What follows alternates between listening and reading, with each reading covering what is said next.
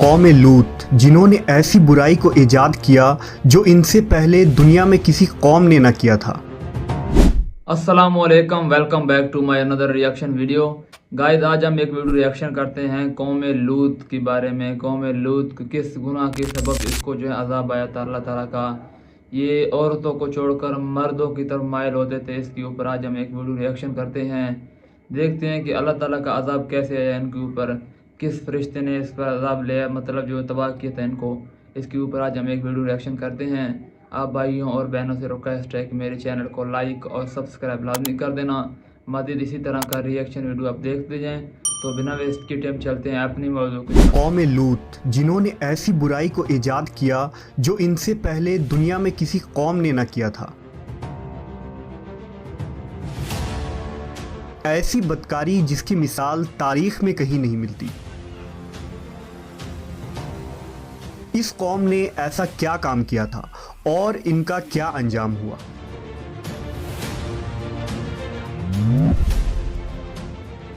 हज़रत लूत अलैहिस्सलाम अल्लाह के एक बरगुज़ीदा नबी थे। आपके वालिद का नाम हारान था जो तारीख के बेटे थे।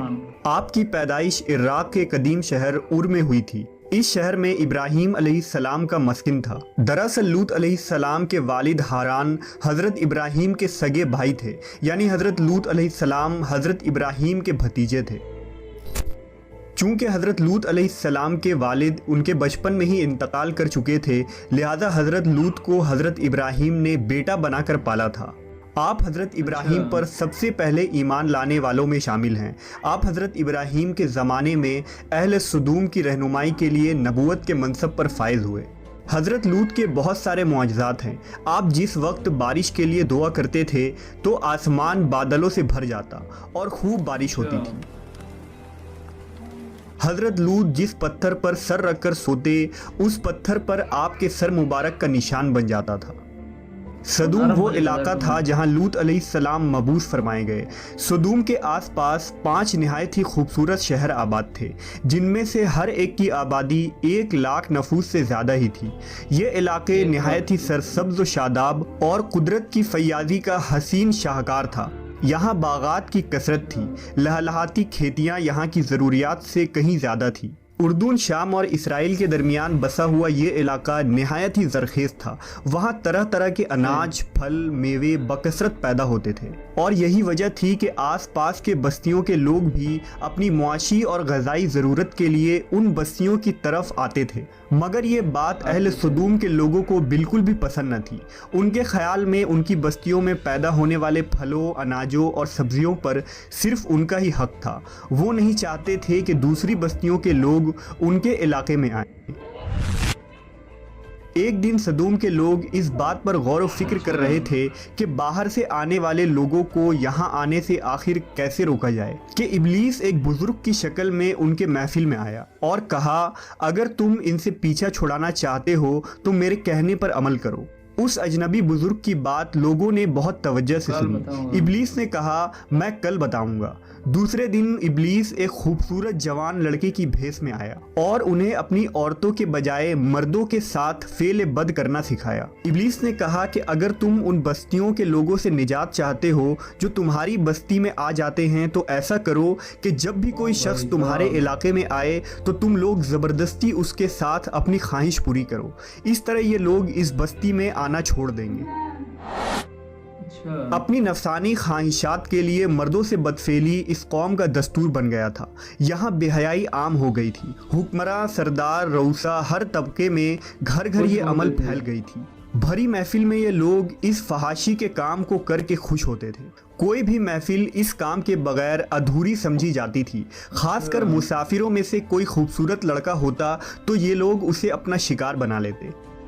तलमूद में लिखा है कि अहले सदूम अपनी रोज़मर्रा की ज़िंदगी में सख्त, जालिम, धोखेबाज और बद मामला थे। कोई मुसाफिर उनके इलाके से बखैरियत ना गुजर सकता था। कोई गरीब उनकी बस्तियों से रोटी का एक टुकड़ा ना पा सकता था। बारहा ऐसा होता था कि बाहर का आदमी उनके इलाके में पहुंचकर फाकों से मर जाता और ये उसके कपड़े उतार कर उसकी लाश को बरहना दफन कर देते। अपनी वादी को उन्होंने एक बाग बना रखा था जिसका सिलसिला मीलों तक फैला हुआ था। इस बाग में वो इंतहाई बेहयाई के साथ एलानिया बदकारियां करते थे। حضرت لوط علیہ السلام نے انہیں توحید کی دعوت دی اور بدکاری کے اس گھنونے عمل سے توبہ کرنے کا حکم دیا۔ حضرت لوط نے کہا، تم بے حیائی کیوں کرتے ہو؟ کیا تم عورتوں کو چھوڑ کر لذت حاصل کرنے کے لیے مرد کی طرف مائل ہوتے ہو؟ حقیقت یہ ہے کہ تم احمق لوگ ہو۔ حضرت لوط اہل سدوم کو دن رات واعظ و نصیحت کیا کرتے، لیکن قوم پر اس کا کوئی اثر نہ ہوا، بلکہ وہ بہت فخریہ انداز میں یہ کام کرتے تھے۔ انہیں حضرت لوط کا سمجھانا بھی برا لگتا تھا، لہٰذا انہوں نے صاف صاف کہہ دیا کہ اگر تم ہمیں اسی طرح برا کہتے رہے اور ہمارے کاموں میں مداخلت کرتے رہے تو ہم تمہیں اپنے شہر سے نکال دیں گے۔ حضرت لوط نے نصیحت و تبلیغ کا سلسلہ جاری رکھا، لہٰذا ایک دن اہل سدوم نے خود ہی عذاب الہی کا مطالبہ کر دیا۔ اللہ تعالیٰ نے اب تک ان کے اس بدترین فحاشی اور بدکاری کے باوجود ڈھیل دے رکھی تھی، لیکن جب انہوں نے حضرت لوط سے ایک دن کہا کہ اگر تم سچے ہو تو ہم پر عذاب لے آؤ، لہٰذا ان پر عذاب الہی کا فیصلہ ہو گیا۔ اللہ نے اپنے خاص فرشتوں کو دنیا کی طرف روانہ کر دیا۔ یہ فرشتے دراصل حضرت جبرائیل، میکائیل اور اسرافیل علیہ السلام تھے۔ پھر یہ فرشتے حضرت لوط علیہ السلام کے گھر تشریف لے آئے۔ حضرت لوط نے جب ان خوبصورت نوعمر لڑکوں کو دیکھا تو سخت گھبراہٹ اور پریشانی میں مبتلا ہو گئے۔ انہیں یہ خطرہ محسوس ہوا کہ اگر ان کے قوم کے لوگوں نے انہیں دیکھ لیا تو نہ جانے وہ ان کے ساتھ کیا سلوک کریں گے۔ حضرت لوط کی بیوی کا نام وائلہ تھا، اس نے آپ پر ایمان نہ لایا تھا اور وہ دراصل منافقہ تھی، وہ کافروں کے ساتھ تھی، لہٰذا اس نے جا کر اہل سدوم کو یہ خبر دے دی کہ لوط کے گھر نوجوان لڑکے مہمان ٹھہرے ہوئے ہیں۔ یہ سن کر بستی والے دوڑتے ہوئے حضرت لوط کے گھر پہنچے۔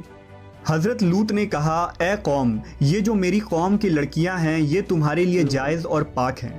اللہ سے ڈرو اور مجھے میرے مہمانوں کے سامنے رسوا نہ کرو۔ کیا تم میں سے کوئی بھی شائستہ آدمی نہیں؟ حضرت لوط کی بات سن کر وہ لوگ بولے، تم بخوبی واقف ہو کہ ہمیں تمہاری بیٹیوں سے کوئی حاجت نہیں، اور جو ہماری اصل چاہت ہے اس سے تم بخوبی واقف ہو۔ قوم لوط کے اس بے شرمانہ جواب سے اندازہ لگایا جا سکتا ہے کہ وہ فعل بد میں کس حد تک مبتلا ہو چکے تھے۔ جب حضرت لوط علیہ السلام کی قوم ان کے گھر کی طرف دوڑتی ہوئی آئی تو حضرت لوط نے گھر کے دروازے بند کر دیے اور ان نوجوانوں کو ایک کمرے میں چھپا دیا۔ اس بدکار لوگوں نے آپ کے گھر کا گھیراؤ کیا ہوا تھا اور ان میں سے کچھ گھر کے دیوار پر بھی چڑھنے کی کوشش کر رہے تھے۔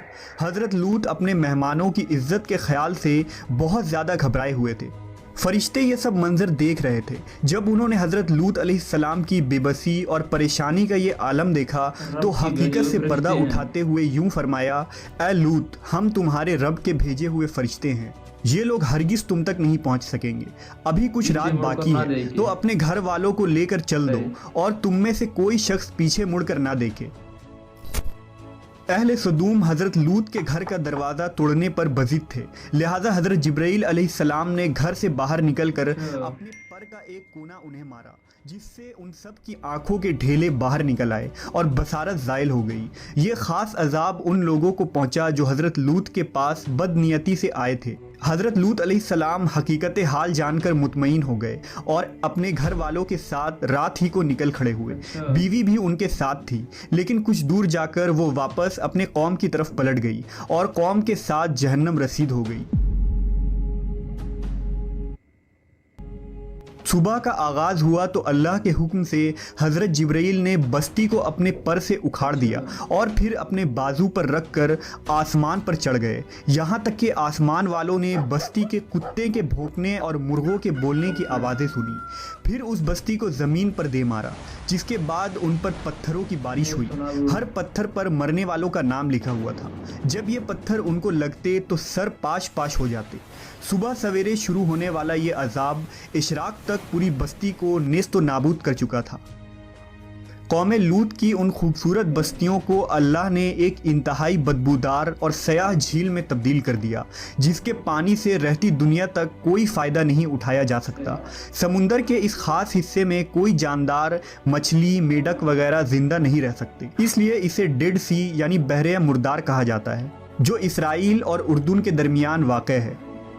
माहरीन आसार ने 10 सालों की तहकीक और जुस्तजू के बाद उस तबाह शुदा शहर को दरियाफ्त किया था। तहकीकात से पता चला था कि उस शहर में जिंदगी बिल्कुल ख़त्म हो चुकी है। इस शहर के रास्ते और खंडरात को देखकर आर्कियोलॉजिस्ट ने यह अंदाज़ा लगाया कि जब यह शहर तबाह हुआ तो उस वक्त लोग रोज़मर्रा के मामूलात के कामों में मशगूल थे और यहाँ ज़िंदगी अचानक ख़त्म हो गई थी। अहले सदूम जिन्हें पत्थर बना दिया गया था, उनके बुत अभी तक बहरे मुर्दार के पास मौजूद हैं, जो ता क़यामत लोगों के लिए एक इबरत है। आज यूरोपीय ममालिक में इंसानी आज़ादी के नाम पर इस बदकारी की इजाज़त दी जाती है और इस फहश अमल को फ़ख्र समझा जाता है, मगर हकीकत ये है कि हमजिन्स परस्ती बिल्कुल फितरत के ख़िलाफ़ है, जिससे इंसानी मुआशरा तबाह और बर्बाद हो जाता है। रिवायतों के मुताबिक एक मर्तबा हज़रत सुलेमान अलैहिस्सलाम ने शैतान से पूछा कि अल्लाह के नज़दीक सबसे बदतरीन अमल क्या है। इब्लीस बोला, जब मर्द मर्द से बदफेली करे और औरत औरत से ख्वाहिश पूरी करे।